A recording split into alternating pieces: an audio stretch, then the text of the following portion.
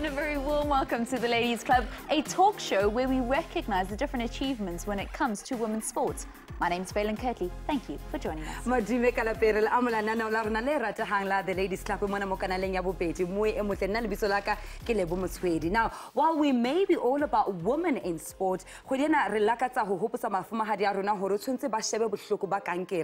is October and it is a breast cancer awareness month. Now, it is also a time where we increase the awareness of the disease, and remember to show your support to all those battling with the disease. We also have an exciting show though.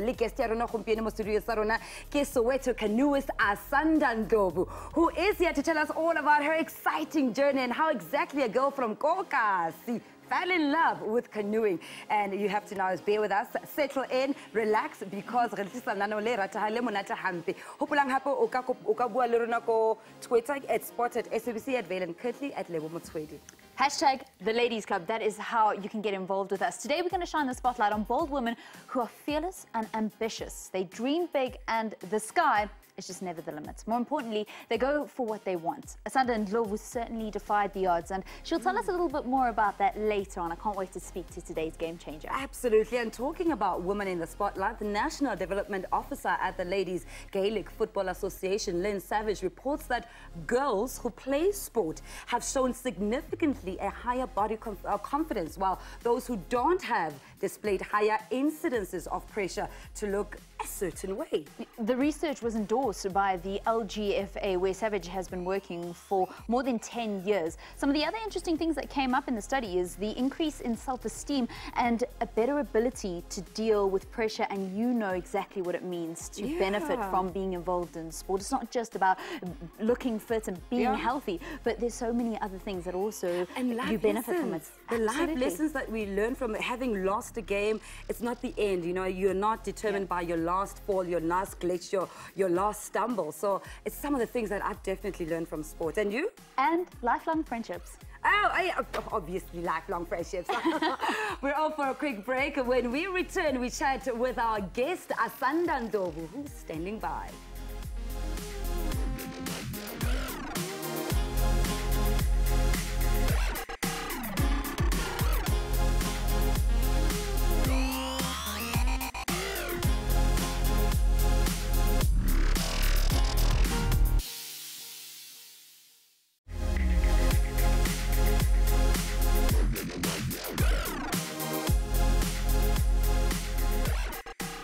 Welcome back. Thank you so much for staying with the Ladies Club. Please join us on Facebook and Twitter, on any social media platform. Just remember to use our hashtag the Ladies Club, at Lebo Motsoeli, at Vaylen Kirtley. Now, let's look at women in the spotlight, because our game changer last month, Bridget Hartley, recently bagged her maiden K1 Hansa Finnish River Canoe Marathon title, and with it, the South African K1 River Marathon Championship crown. Super excited. Do you remember when she came in here and she had a whole list of the achievements that she still wants to achieve? And winning a big river canoe marathon was on there, and just a couple of days after the interview, she actually went and did it. It's a major triumph that has come at the end of a stellar season. Adding this title to her name has been a realization of a career-long dream. Congratulations, Bridget. Absolutely awesome performance, isn't it? But moving from one incredible athlete to one that's definitely going to showcase that she too can perhaps achieve greatness, such as Bridget Hartley, ASANDA NDLOVU, who hails from the dusty streets of Soweto and developed a love for paddling when she was just 13 years of age. Now, most young girls her age would be frightened by the idea of taking up any water sports, but not ASANDA. She ventured bravely into the unknown and joined the Soweto Canoe and Recreation Club. Ladies and gentlemen, let's welcome to our studio, ASANDA NDLOVU. Welcome to the Ladies Club. Hi, thank you. Thank you for the warm welcomes. I really feel at home. And thank you very much for having me in the show. I'm really honored to be here. 13 years canoeing, Soweto. Yeah, at first it wasn't an easy journey, because as black people we have a myth that there's a snake in the water, don't go there, people do this. But I had to define all those odds, because I knew who I wanted to be and where I wanted to be at a certain time. So I had to go for it, regardless of what people say. And when you started paddling, I understand that you used to go and paddle at the Power Park Dam. So not only are there these general ideas about water, but specifically at that dam, there were all these myths about these creatures and these things that lived in those waters specifically. Yes, in Soweto Power Park Dam, some people believe there's a snake with 7 heads that swallows people. You don't have to go near there. Even at first, like, my parents were totally against the idea. I had to sneak out from after school, like, I have to go see my friend, then I'll go to the dam. And the time they found out was when I won the trophy of my first school's league year, when I got the #1 of the under-14 girls. And they were like, you've been sneaking out to do this, okay, now you're free to go. And from there, they're fine with that. And so wait. Oh, do we have all fingers and toes intact? Does the snake with the 7 heads actually exist? No, I don't want to lie. I've never seen anything. I've just had people. I've been there for the past 8 years, but I've never seen anything like that, or even maybe a small crocodile or something. I've only seen fishes. That's it. But what inspired you? 13 years, kokasi, canoeing. Could you even swim? I couldn't even swim. I was freaking out when I went near the water, but I had a friend of mine called Apio Mbambani. When it was our first year in high school, we're in the 8th grade. Every day after school, she used to rush me home.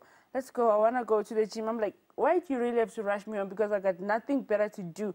You're going to the gym and I'm just going to be at home doing chores. And she was like, why don't you come join me? Just come to watch. I said, okay, I'll give it a try. And then I went there to the Power Park Dam. Then I saw the kids, they were training, they were bubbly and lovely. And they were like, okay, don't you want to try it? I was like, I'm scared, my mom's going to beat me. I'm going to be wet when I get home. They're like, no, it's fine. We can borrow you clothes to change. Then they gave me a tie and a T-shirt. Then I jumped in and then I paddled just like that. I fell in love and I was taken. And still here I'm standing paddling, 8 years of my life. Wow. You and Lebo have something in common because, you know, Lebo also was a very good hockey player. And I understand that you wanted to also be a hockey player. Yes, at high school we did have some hockey lessons. That's when I played hockey during the school hours. So why then did you change your love then? Because you wanted to play professionally when it comes to hockey, and then all of a sudden it changed. Okay, then at first I was playing hockey at school. When I get home, there's no hockey grounds in Soweto. There was nothing I could do, so just sit at home. So I was like, okay, if I can do canoeing, I'll play hockey at school.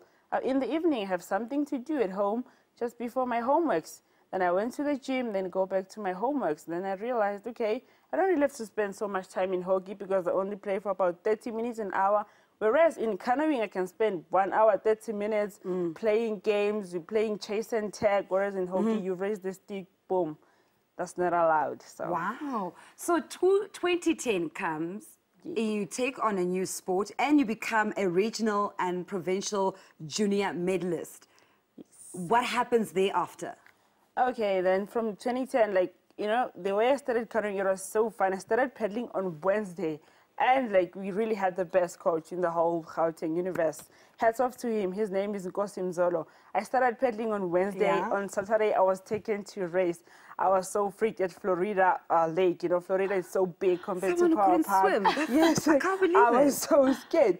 And then they said, just go, give it a try. Okay, and then from there, the next Monday, if you want to join the canoeing club, you need to take a swimming lesson. So I was balancing. It was school holidays. In the morning, we do the swimming.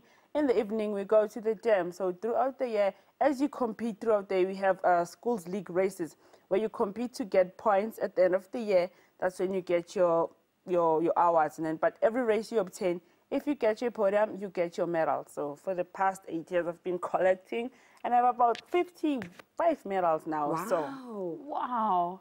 And among those, you've also got a Victrix Ladorum from a South African school championships that you shared.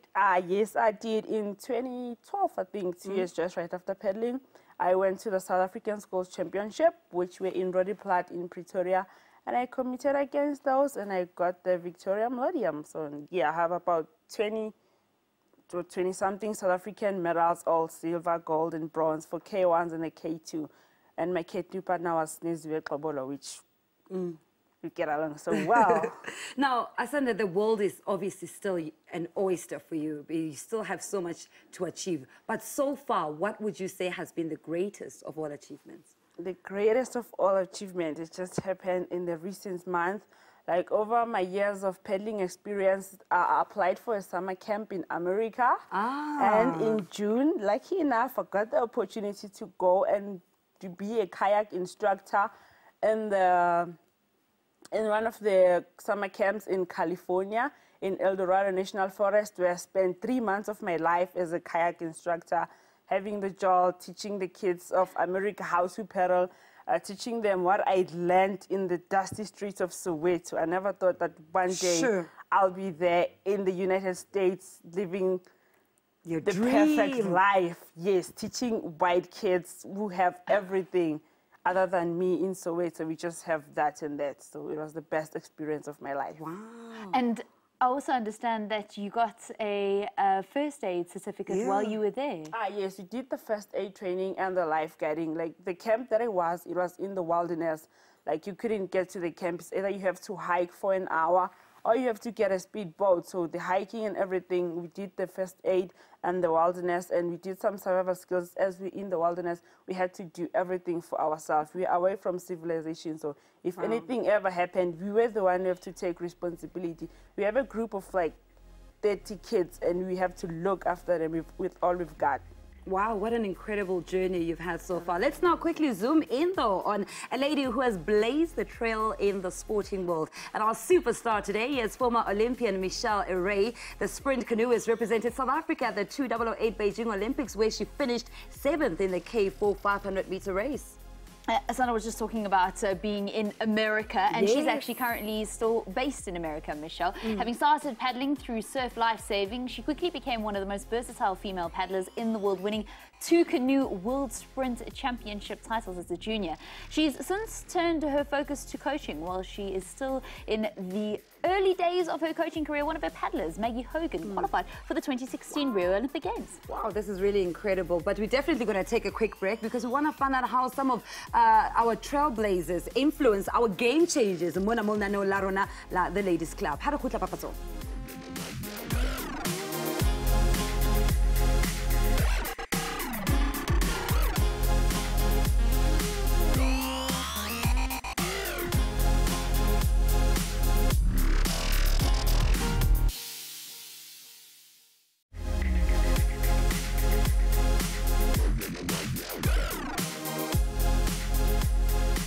Welcome back, you're watching The Ladies Club. Remember, it's so easy to get in conversation with us on social media. Just use our hashtag The Ladies Club on both Twitter as well as Facebook, at Lebo, Motsoeli, at Vaylen, Kirtley, at Sports, at SABC. Absolutely exciting stuff. Now, before we move on with ASANDA, in cricket, the Proteas women are in high spirits. Vaylen at the moment, that's after clinching a 3-wicket victory over the West Indies in a nail-biting 5th and final T20 international. Now, this one just took place in Guanaco, Trinidad and Tobago. So we're saying kudos to them. Yeah, the victory ended the tour on a positive note after they drew the one-day international series.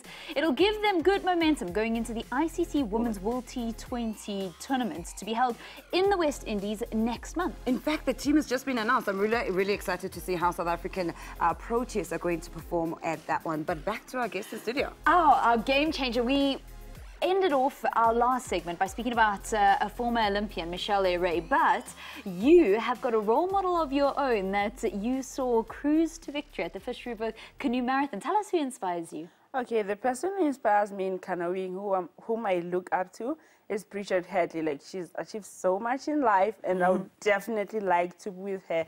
This weekend, I was at Fish River Canoe Marathon in the Eastern Cape, and I saw her bubbling through the South Pent Rapid, through the Craddock where most people take their swim, but she just slid down, just like it was like a 5-meter rapid, right? It's this high, and she just went down, and then she raced all the way through the finish to win the ladies. Like, I was so thrilled to watch her, and I would really like to be like her. And what is it about her that inspires you? Like, how friendly she is, her enthusiasm, her dedication, her hard work. Like, it's all paying off. Like, some people might not notice, but for her, it's working. And people around her, like, the vibration she's vibrating, like, they're really positive to us. Like, they're really touching.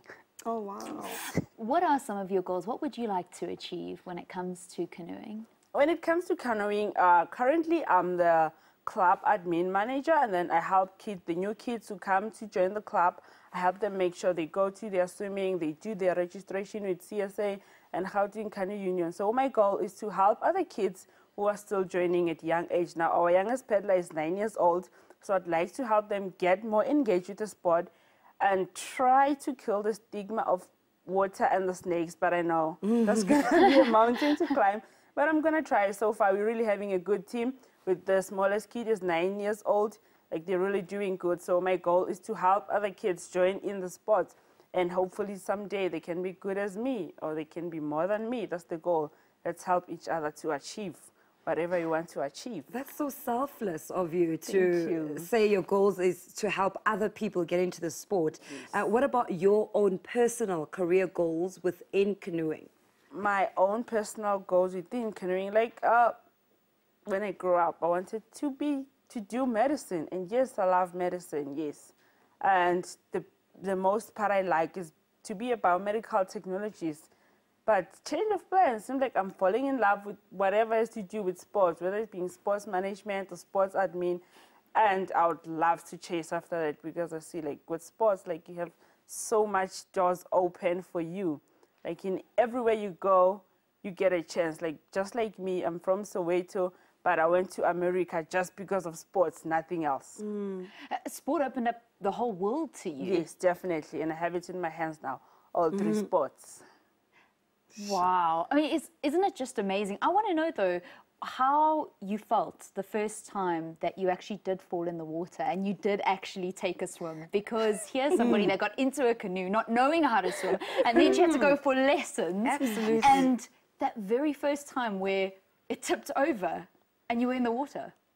Okay, the first time it tipped over, I was in a K2 with my friend up here, the one who introduced me to canoeing. And, like, the first part, like, I don't know, was it me? I was paranoid or something, like, but it felt like the bottom of the water was much colder than the top. I felt two different feelings at the same time. Really? And I was freaking out, calling them. And they're like, hey, come down. You're wearing a PFD, which is one of the safety equipment in Soweto Canoe and Recreation Club. You're not allowed to go into the water without a PFD. And they were like, come down, you're going to be fine. And I freaked out. And after my first fall, I was like, I'm never going back there. But tomorrow, I was like, I was the one who first appeared. I'm like, let's go to the gym. I want to do it again. Like, that was my first fall in a flat water. And then there's this called a river. In order to do a river, you need to pass your flat water proficiency. And I like the river, like, when you fall, like, you really, really take some deep swims. And, like, it's not like you fall here, you come out here. You fall here, maybe you can come out 50 meters down the river. You have to be grabbing your boat and your paddle. You need to make sure whenever you fall, you're grabbing your boat and your paddle is with you, because those are your only transport to get you to the finish line in the middle of nowhere in the river. And have you ever lost either one of them and then you're stranded? Broke a couple of ones in the river in the Val. And, like, yeah, but sometimes there are people along the way, maybe where there's a viewing point, you have an extra paddle, they can borrow you out. If maybe you broke your boat, there are people who can just give you a lift to the finish. But whenever you go to the race, you pray that you don't break, you don't lose anything, because that's your ticket. If you lose a ticket, no flight to the finish. How do you make sure you don't just completely panic? Okay, the moment you fall, you know, okay, I'm going to be fine, I'm not going to drown. You get out of your boat, you grab your boat and your paddle, and then you swim to the nearest shore, to your nearest place you can get out, and then you empty your boat, and then you continue in the race. Sure. What keeps you motivated to continue with this that you love so much now?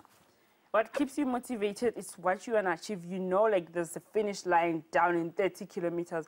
I want to finish this race. I want to have this medal. Like, in all the big races, they have a medal. So, like, at the end of the race, everyone is happy. They're taking a photo. Yes, I completed Fish River Canoe Marathon. Yes, I did do, like, it's that pride, like, that joy you have within you that, yes, this is the toughest race in the world, but yes, I did it. So what keeps you motivated? You fall, but I'm like, yes, I want to get to the finish line. It doesn't matter how long I take, but I want to get there. I want to be in the result pages.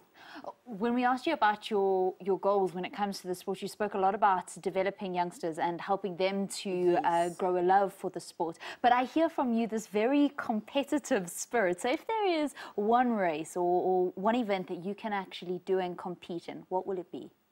It will be the Juicy Canoe Marathon, the biggest race in the world. I would really love to be there and do it next year. I'm planning, it's a K2 season. I'm planning to do it in a double. And I would really like to get the podium of the mixed doubles.